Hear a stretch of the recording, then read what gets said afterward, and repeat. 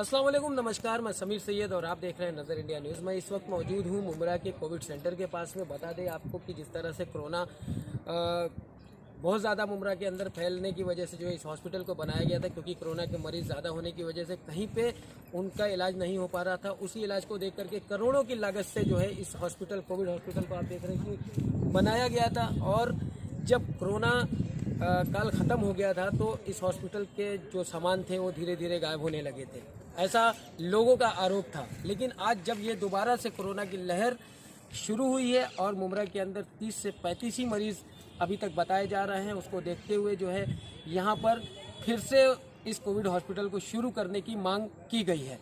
इसी मांग को लेकर के जो है यहाँ के विरोधी पक्ष नेता अशरफ पठान शानू ने कोविड हॉस्पिटल का जो है जायज़ा लिया और उन्होंने ये दावा किया है कि कोविड हॉस्पिटल जो है सोमवार से लेकर मंगलवार तक के बीच में जो है शुरू कर दिया जाएगा।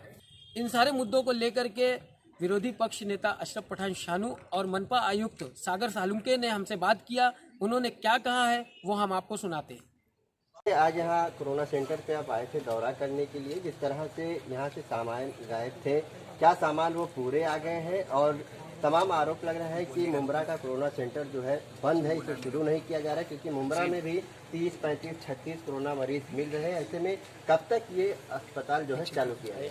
देखिए, सबसे पहली बात तो ये कि जो सामान यहाँ से गया था, जो लोग इल्ज़ाम लगाते हैं वो उन्हें उनकी आँख पे पर्दा है, क्योंकि जब सामान जाने के बाद सबसे पहले विरोध भी माननीय जितेंद्र अवार्ड ग्रैंड मंत्री डॉक्टर जितेंद्र अवार्ड ने किया।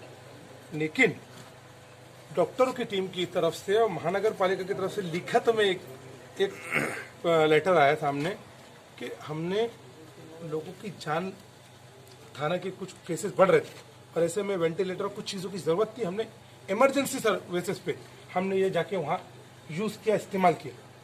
जब हमारा विरोध हुआ, मिनिस्टर साहब का विरोध हुआ, तो उसमें से सब सामान यहाँ आ चुका है। वेंटिलेटर और कुछ चीज़ें ग्लोबल हॉस्पिटल में वहाँ पे है। हम उन्हें हटाने नहीं बोल सकते, ना ही लाने बोल सकते, क्योंकि ग्लोबल में आज भी मुमरा, कौसा और थाना और ये सब ये पेशेंट भी वहाँ पे मौजूद है। लेकिन अगर मुमरा, कौसा के पेशेंट नहीं भी होते तो भी अगर इंसानों की बात है, इंसानों की जीवन की बात है, तो हमारी चीज़ किसी के काम आ रही थी, किसी ने वो काम आ रही। लेकिन गलती ये थी कि उन्होंने, माड़ा ने ये बनाया, ना ही मिनिस्टर साहब को उसकी जानकारी दी, उन्हें देना चाहिए था। लेकिन मेडिकल ऑफिसरों की आपस में कुछ निर्णय होके ये चीज़ों को हटाई गई थी और ज़्यादातर चीज़ें यहाँ पे सब आ चुकी है। हमारे कुछ लोग टैली भी कर रहे हैं। अगर कुछ चीज़ें नहीं आई होंगी और कुछ यहाँ से गया होगा तो कोई भी ऑफिसर को छोड़ा नहीं जाएगा सर। लेकिन दूसरी बात, किरीट सोमैया यहाँ पे सर, जब दूसरी बात, हाँ बोलिए। किरीट सोमैया जब यहाँ पर दौरा करने आए तो उनको दौरा करने नहीं दिया गया, उन्हें कलवा पुलिस स्टेशन क्यों ले जाया करेंगे? गया। ये भी शिकायत है ना सर। सुमैया अगर यही सब बातें पहले क्यों नहीं सुमैया बताई? क्यों दौरा करेंगे? क्यों दौरा करेंगे? हाँ, क्या उन्होंने बनाया हॉस्पिटल? अरे जिस शख्स ने दिन रात माड़ा में मेहनत करके अपने मंत्रालय का पैसा लाया कि कलवा मुमरा के अंदर एक हॉस्पिटल हो सके और जिसका नाम पूरे महाराष्ट्र में हो सके, वो एक एग्जाम्पल पहले दे चुके हैं 1 साल पहले। उनका हॉस्पिटल के ऊपर उन्होंने ही प्रश्न किया कि मेरी चीजें नहीं लाई गई तो एफआईआर दाखिल करेंगे, तो उस पर किरीट सोमैया राजनीति करने आएंगे? ये राजनीति का अखाड़ा नहीं है। किरीट सोमैया को जब आना चाहिए था जब मुमरा कौसा के अंदर लोग मर रहे थे, उनके घरों पे जाना चाहिए था। उनकी सरकार थी सेंटर में, उन्होंने कितने लोगों को पैसा दिया, कितने लोगों की फीस माफ करी? मैंने तो इसलिए नरेंद्र मोदी जी को पत्र लिखा हूं और मैंने महासभा में बोला हूं कि जितना बीजेपी हमारे साथी लोग ऑब्जेक्शन करते उतना ही सेंट्रल से पैसा महापालिका को लाके दे दे। मालूम है क्या? जो उत्पादन देती है, जो डोनेट करती है सेंट्रल गवर्नमेंट, वो तक 2019 से आज तक नहीं दिया गया है सेंट्रल गवर्नमेंट की तरफ से। तो मैंने वही कहा था कि भाई पहले एक डेलीगेशन हमारे एक्स सीएम के साथ मिलके वहां जाए और थाना महानगर पालिका को जो डोनेशन देना 2019 से सेंटर ने बंद किया है उसे तो शुरू करा है। बातें करना बहुत आसान है, जो लोग मेहनत करते हैं उन्हें परेशान करने की कोशिश हर टाइम पे होती है। लेकिन हम हारने वालों में से नहीं, संघर्ष करने वालों में से हमारी पूरी टीम, जो ऑफिसर है, जो डॉक्टर है, जो पदाधिकारी है, जो एनजीओ जिन्होंने मेहनत करा, उनकी हम सराहना करते हैं। उस पर आप रोटी मत सेको। अगर कुछ गलत हुआ है तो एनसीपी ने और हमारे मिनिस्टर ने उसका विरोध किया, हम लोगों ने हाउस में विरोध किया, लेकिन उन्होंने हमें एक्सक्यूज क्या दिया कि सर इमरजेंसी बेसिस पे जान की बात थी। हमको ये चीज दूसरी जगह यूज हो रही थी, इमरजेंसी। अगर ये बात एक्सक्यूज नहीं दिए होते तो आज सारे मेडिकल ऑफिसर और जितने अधिकारी ने यहाँ से ये चीज हटाया है, उनको सलाखों के पीछे होते। लेकिन इंसानियत की वजह से, जरूरी नहीं कि कलवाम उम्र के लोग हैं तो हम उनको उनके लिए इस्तेमाल किए या नहीं किए। वो किधर के भी लोग थे, हमारे थाने के हॉस्पिटल में थे। और अगर इमरजेंसी बेसिस पे अगर यहाँ से कुछ चीज गई और उन्होंने बाकायदा लेटर के चोरी छुपके रूम में नहीं किया, पत्र व्यवहार करके किया, वहां से पत्र इधर आया, इधर से लेटर उधर गया, और वो सब सामान ग्लोबल और ऐसी जगह पे लेके गया। आपको एक बात बताऊं, आप ये बात जानते हैं, पिछले कुछ लोग आप इस्लामुद्दीन भाई थे और रफीक चाचू भी थे, हमने प्राइम से डायलिसिस मशीन उठा के बुरानी में दिए थे। कोई लेटर था क्या? नहीं, इंसानों की जान की बात थी। हमारे को बिना ऑर्डर के हम उठा के लेके चले गए। लेकिन जब इंसान की जान की बात आती है तो ये चीजें उसके सामने कुछ कीमत नहीं रखती।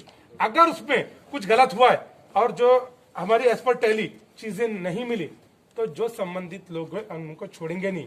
अब हमारा मामला ये है कि पेशेंट की संख्या बढ़ रही है। अभी भी हमारे पास पार्किंग प्लाजा में बेड अवेलेबल है, लेकिन O2 अवेलेबल है, वेंटी नहीं मिल रहे। उसको देखते हुए हमारे पास ग्लोबल में बेड की संख्या बढ़ाई जा रही है। वोल्टास में बेड हमारे पास है, पार्किंग प्लाजा में बेड अवेलेबल है। दो चीज की दिक्कत है, हमारे पास मनुष्यबल कम है, सिस्टर्स, वार्ड बॉय और ये जो स्ट्रक्चर से उठाने वाले उधर भी कम है। उधर थाना के जहाँ पे करोड़ों रुपए खर्चा करके महापालिका ने हॉस्पिटल बनाई है, वहां कम है। वहां के साथ साथ अब हमको हमारी तैयारी यहाँ करना चाहिए, क्योंकि हम उमरा में भी पेशेंट बढ़ रहे हैं और ये पेशेंट